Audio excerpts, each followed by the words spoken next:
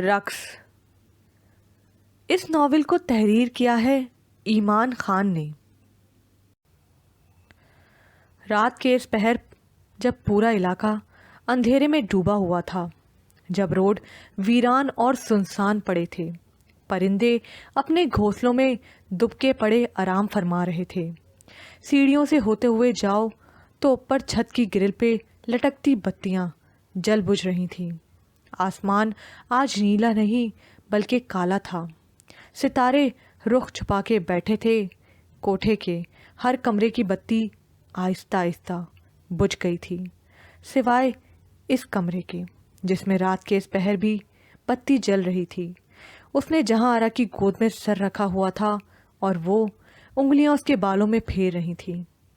اس معصوم چہرے والی لڑکی نے یکدم سر اٹھا کے گھڑی کی طرف دیکھا تھا جو صبح کے 3 کا ہنسا عبور کر چکی تھی۔ اماں جان، تہجد کا وقت ہو گیا ہے۔ اس نے اسی طرح ترچھا لیٹے ہوئے گردن گھما کے اس سے پوچھا تو وہ جواب میں مسکرا دیں۔ سنو زری، ایک سوال پوچھوں؟ انہوں نے اس کا سوال نظر انداز کرتے ہوئے اسے پکارا تو وہ اٹھنے کا ارادہ ترک کر کے پھر ان کی گود میں سر رکھ کے لیٹ گئی۔ اگر تم پہ کبھی ایسا وقت آئے کہ تمہیں اللہ اور انسان، نعوذ باللہ، اللہ اور انسان کا کوئی مقابلہ نہیں ہے، لیکن میں یوں ہی ایک سوال پوچھ رہی ہوں، تو تمہارا انتخاب کیا ہوگا؟ انہوں نے دلچسپی سے اسے دیکھتے ہوئے کہا تو وہ ان کا چہرہ تکنے لگی۔ اماں جان، زندگی میں کیا ایسا وقت بھی آتا ہے؟ وہ حیران ہوئے بنا نہ رہ پائی۔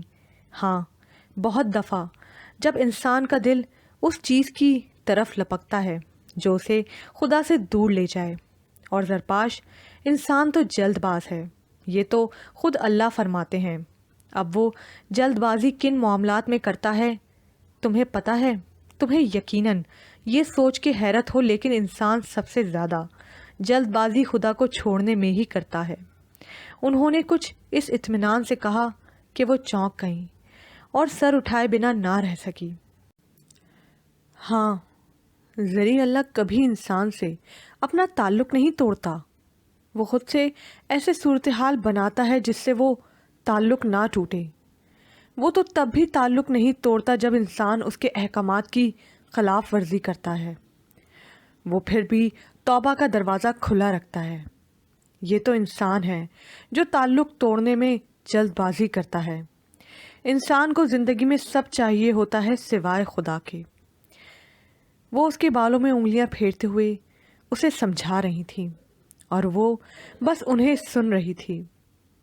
یہ باتیں اس کے لیے نئی تھیں اور شاید عجیب بھی۔ تو زندگی میں اگر آپ کو کسی ایک کو چننا ہو تو آپ خدا کو چننا زری، چاہے ہم رہیں یا نہ رہیں۔ جب دنیا کو چنیں گی تو خدا دور چلا جائے گا اور یہ آپ کا سب سے بڑا نقصان ہوگا، انہوں نے اس کے ماتھے پہ بوسہ دیتے ہوئے کہا۔ اور ہاں، زندگی میں بہت سے ایسے مقام آئیں گے جب آپ لوگوں کے چہروں پر سے پردے ہٹتے دیکھو گی، جب آپ لوگوں کے دلوں میں زہر کو جانچو گی، جب آپ کے دل پہ اتنے زخم لگ چکے ہوں گے کہ تکلیف ناقابل برداشت ہوگی، اور جب تمہیں لگے گا کہ اب آپ دوبارہ کبھی کھڑی نہیں ہو پائیں گی، تو زری اس وقت دبک کے مت بیٹھ جانا، وہ وقت ہوتا ہے اٹھنے کا۔ اپنے بلبوتے پہ سہارا مت ڈھونڈنا، سہارا برا ہوتا ہے، چاہے دیوار کا ہو یا انسان کا۔ کوشش کرنا اپنے زور پہ کھڑی ہو۔ جب دل تکلیف کی شدت سے پھٹ رہا ہو تو اس میں ڈوب جانا، میں تو کہتی ہوں پھٹ جانے دینا اس دل کو، اسے تڑپنے دینا اتنا کہ تم اندر سے پوری طرح ٹوٹ جاؤ، پھر بنانا خود کو، پھر تمہیں کوئی نہیں توڑ سکے گا۔ وہ دھیرے دھیرے جیسے اس کے کانوں میں کوئی سحر پھونک رہی تھیں۔ میں تکلیفوں کے فوری مرہم پہ یقین نہیں رکھتی، کبھی بھی ایسے نہیں ہو کہ ہمیں چوٹ لگے اور وہ فوراً بھر جائے، اسے بھرنے میں وقت لگتا ہے، صدیاں لگتی ہیں، زمانے لگتے ہیں، پھر بھی نشان باقی رہ جاتے ہیں، اور دل پہ لگے زخم تو کبھی بھی نہیں بھرتے، جو لوگ کہتے ہیں نا کہ دل کے زخم بھر جاتے ہیں، وہ جھوٹے ہوتے ہیں۔ دل پہ زخم نہیں لگتے، دھبے لگتے ہیں، جیسے سفید چادر پہ کالی سیاہی کے دھبے۔ وہ مدھم ہو سکتے ہیں، مٹتے نہیں۔ ہم جتنا بھی کہیں ہمارے زخم بھر گئے ہیں، یہ تو محض ایک فریب ہے۔ وہ دھبے مدھم ضرور ہوتے ہیں، مٹتے نہیں ہیں، اور آہستہ آہستہ کسی دیمک کی طرح ہمیں اندر ہی اندر ختم کر دیتے ہیں، صدیوں کا بوڑھا بنا دیتے ہیں۔ اماں جان، آپ یہ سب ہمیں کیوں سمجھا رہی ہیں؟ آخر کار وہ بول ہی پڑی۔ وہ کب سے الجھن کا شکار تھی، کیونکہ ضروری نہیں کہ ہمیں کل آپ کو یہ ساری باتیں بتانے کی مہلت ملے۔ آپ کو بالکل نہیں پتا دنیا کا، بہت معصوم ہیں آپ۔ ان کے لہجے میں محبت کے ساتھ ساتھ فکر مندی بھی اود آئی تھی۔ اماں جان، خدا کے لیے ایسی باتیں مت کیا کریں، آپ ہمیشہ ہمارے ساتھ رہیں گی۔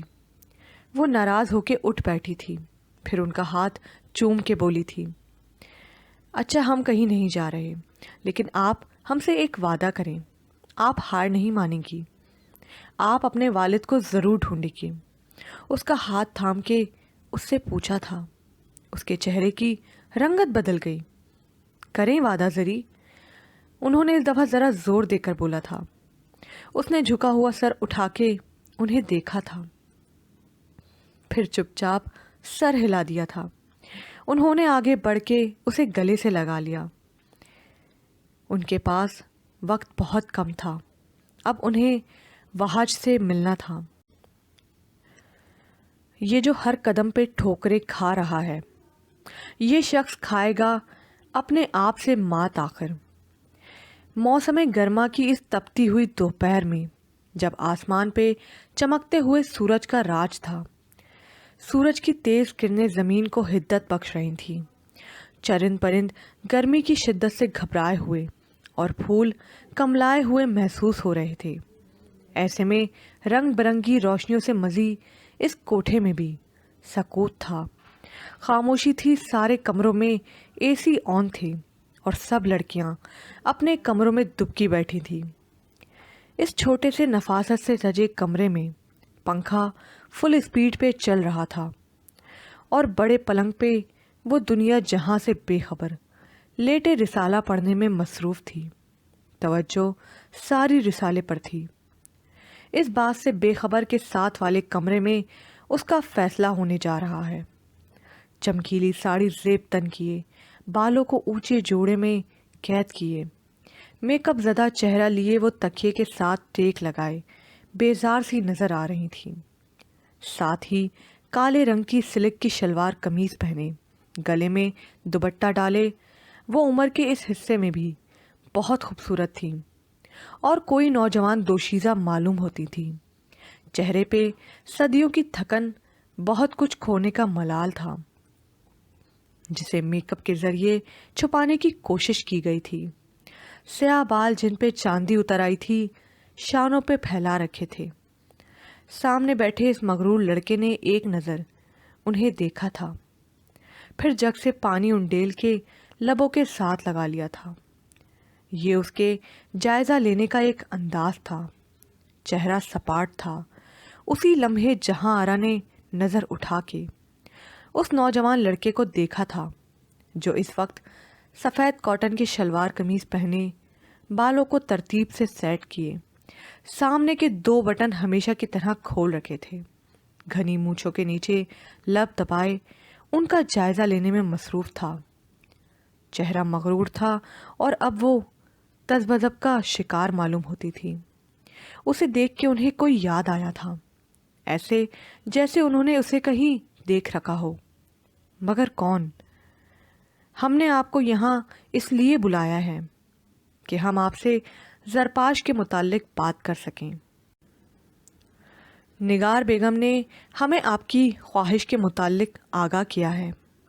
انہوں نے گلا کھنکار کے گفتگو کا آغاز کیا، پھر ایک نظر بیزار سی بیٹھی نگار بیگم کو دیکھا۔ جی میں خود پچھلے 5 منٹ سے اسی انتظار میں ہوں کہ آپ مجھ سے زرپاش کے متعلق بات کریں۔ لہجے میں اطمینان تھا۔ آپ زرپاش سے شادی کرنا چاہتے ہیں؟ اب کی بار انہوں نے نظر اٹھا کے اعتماد سے کہا تھا، آپ مجھ سے اظہار چاہتی ہیں یا اپنا شک دور کرنا چاہتی ہیں؟ وہ ٹھیک ہو کے بیٹھا، پھر ایک آئیبرو اٹھا کے دیکھا، جو بھی سمجھیں آپ۔ انہوں نے اب کی بار سر اٹھا کے پورے اعتماد سے کہا تھا، نہیں، آپ سمجھا دیجئے جہاں آرا بیگم، اپنی مرضی کا مطلب نکالوں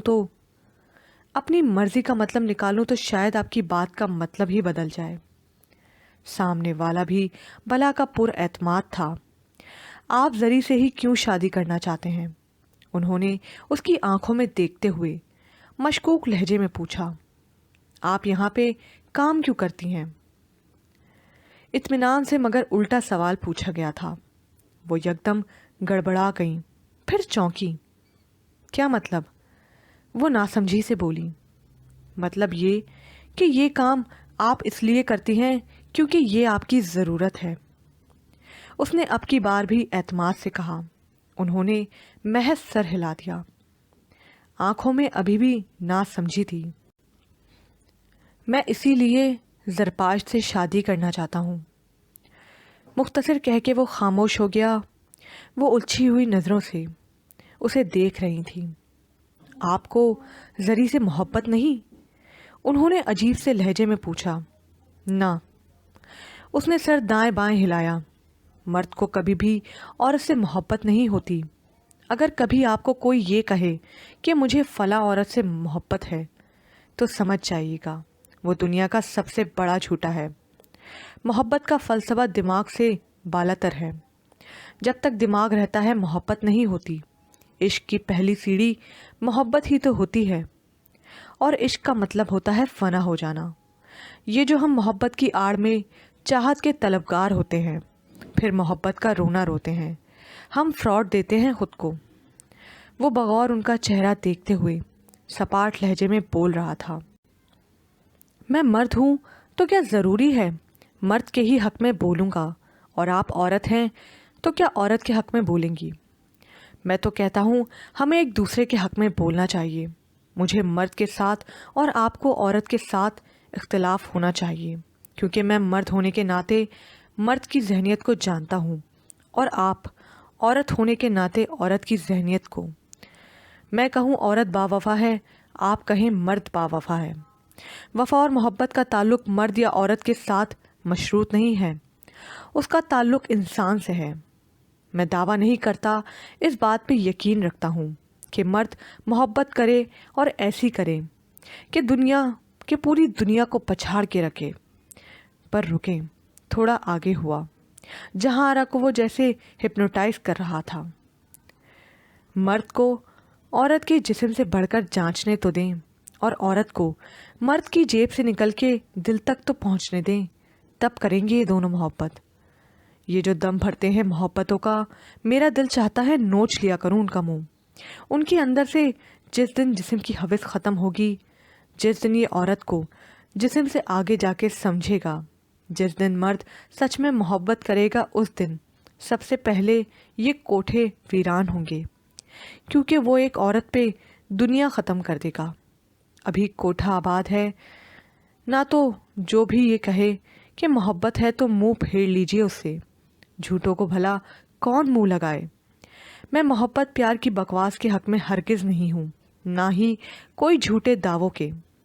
مجھے اس کی چاہت ہے، میں بھی ایک عام مرد ہوں، میں بھی اس سے تسخیر کرنا چاہتا ہوں، اور ہاں، میں بھی مرد ہوں، میں پائیدار کیسے ہو سکتا ہوں؟ بات ختم کر کے وہ خود ہی مسکرا دیا، جیسے اپنا ہی مذاق اڑا رہا ہو، اور جہاں آرا کو اس سے خوف محسوس ہوا تھا۔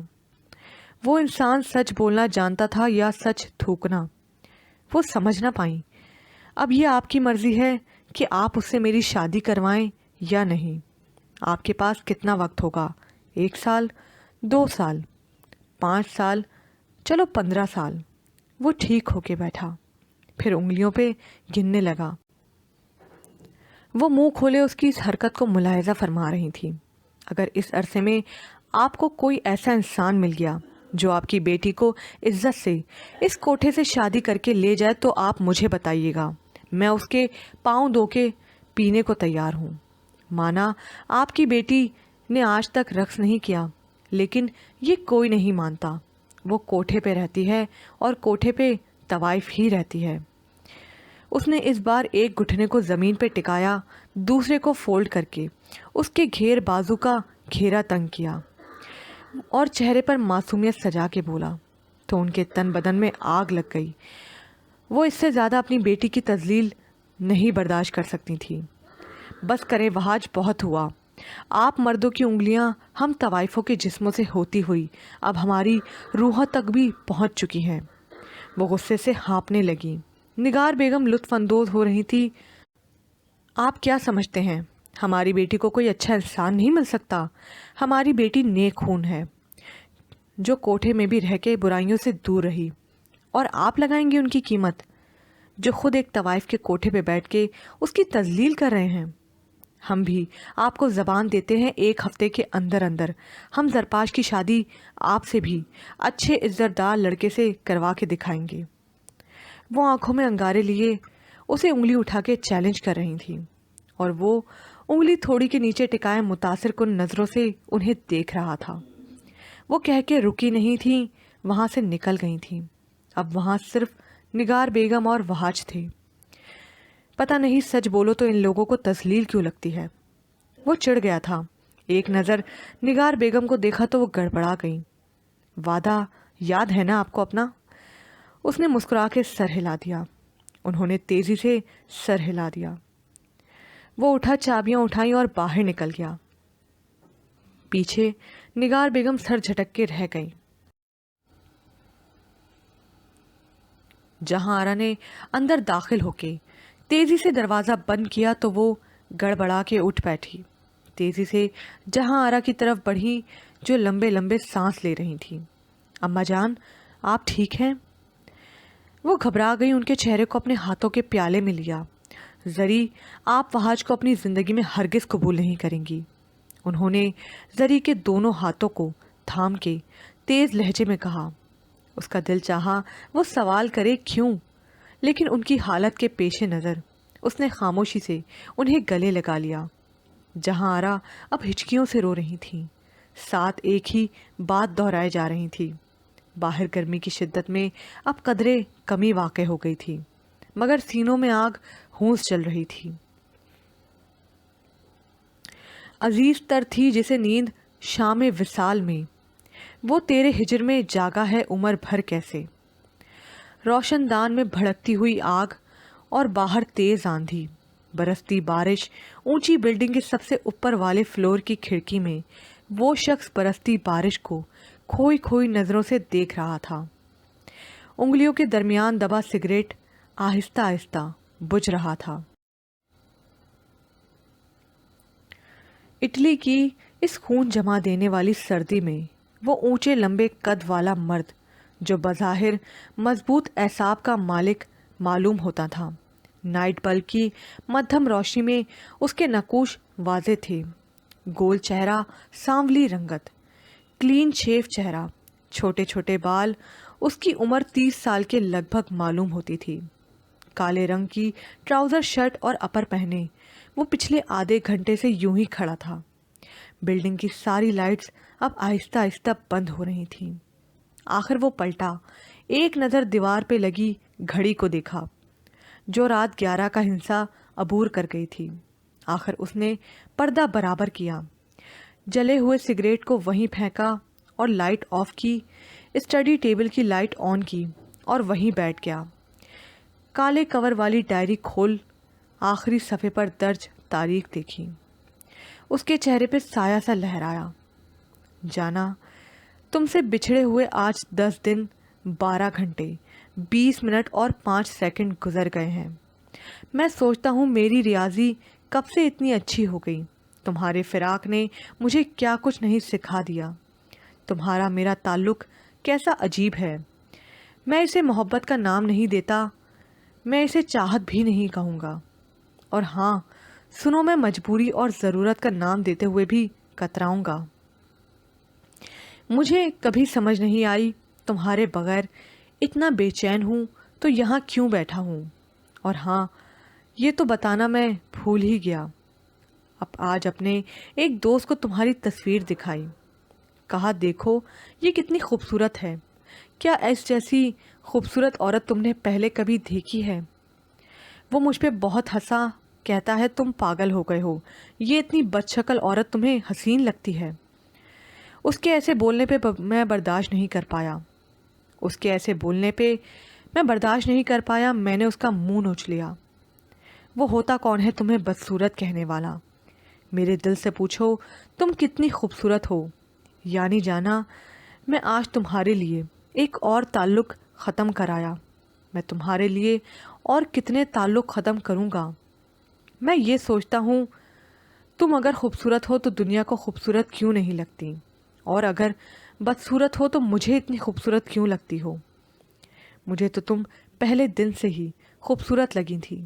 لوگ تمہیں عام کہتے ہیں، میں تمہیں خاص کہتا ہوں۔ اگر مجھے دنیا کبھی یہ آپشن دے کہ سب چھوڑ کے ایک چیز چن لو تو میرا انتخاب تم ہوگی۔ ارے انسان بھی کتنا خوش فہم ہے، جو سوچتے ہیں بھلا وہ بھی کبھی حاصل کر پاتا ہے۔ پر سنو جانا، یہ بھی حقیقت ہے ہمیں ایک دوسرے کے بغیر رہنا ہے۔ پر امید بھی ہے شاید زندگی میں کسی جگہ تم مجھے بھولی بسری مل جاؤ۔ ٹیبل لیمپ بجھا دیا گیا تھا، اب پورے کمرے میں تاریکی تھی۔ اس کی قربت میں ہے کیا بات نہ جانے، ایک لمحے کے لیے صدیوں کو بھلا دیتا ہے۔ رات کی اس تاریکی میں کوئی دبے قدموں اس بڑے سے کمرے میں داخل ہوا تھا۔ پلنگ پہ نگار بیگم خواب خرگوش کے مزے لوٹ رہی تھیں۔ کھڑکی کے باہر جلتے بلب کی روشنی چھن سے اندر داخل ہو رہی تھی۔ اس نے نظروں کو ادھر ادھر گھمایا، آخر اسے اپنی مطلوبہ چیز مل گئی۔ اس نے تیزی سے موبائل جھپٹا۔ ایک لمحے کے لیے روشنی کی شعاعیں چھت کے ساتھ لٹکے پنکھے پہ عکس چھوڑ گئیں۔ اس نے سہمی ہوئی نظروں سے دیکھا، نگار بیگم اب تک سو رہی تھی۔ اس نے سکھ کا سانس لیا، اس کے ہاتھ اب تیزی سے چل رہے تھے۔ اس نے اپنا مطلوبہ کام ختم کیا، موبائل اپنی جگہ پہ رکھا، پھر دبے قدموں چھت پہ چلی گئی۔ اب بھی اس کے ہاتھوں میں تیزی تھی۔ دور اس حویلی میں رات کے اس پہر مکمل تاریکی تھی، سوائے اس کے کمرے کے۔ اس نے زمین پہ بچھائی جانماز کو تہہ کیا، سر سے ٹوپی اتار کے سائڈ ٹیبل پہ رکھی اور بجتے ہوئے موبائل کی طرف بڑھا۔ غیر شناسا نمبر دیکھ کے ایک لمحے کو چونکا، پھر فون اٹھا لیا۔ آواز سن کے اسے محسوس ہوا جیسے جانی پہچانی ہے۔ ہیلو، ہم زرپاش بات کر رہے ہیں۔ آواز میں اعتماد تھا، وہ مسکرائے بنا نہ رہ پایا۔ زہ نصیب محترمہ، آج آپ نے خود ہم سے رابطہ کیا؟ ذو معنی لہجے میں کہا گیا تھا۔ جی، کیونکہ بات ضروری تھی۔ اس نے سہمی ہوئی نظریں سیڑھیوں سے نیچے تاریکیوں میں ڈوبے ہوئے کمروں پر ڈالی۔ محبت کا اقرار اگر صبح کی روشنی میں کیا جائے تو زیادہ مناسب ہے۔ اس نے کھڑکی سے باہر پورے چاند کو دیکھتے ہوئے کہا۔ وہ گڑبڑا گئی۔ یہ آپ کو کس نے کہا؟ اس نے ہچکچاتے ہوئے کہا۔ ضروری ہے ہر بات کہی جائے، کچھ باتیں سمجھی بھی جاتی ہیں۔ وہ پتہ نہیں کیا کہنا چاہ رہا تھا۔ نہیں، ایسی بات نہیں ہے، ہم تو یہ پوچھنا چاہ رہے تھے کہ ہماری اماں جان کی اور آپ کی ملاقات ہو چکی ہے۔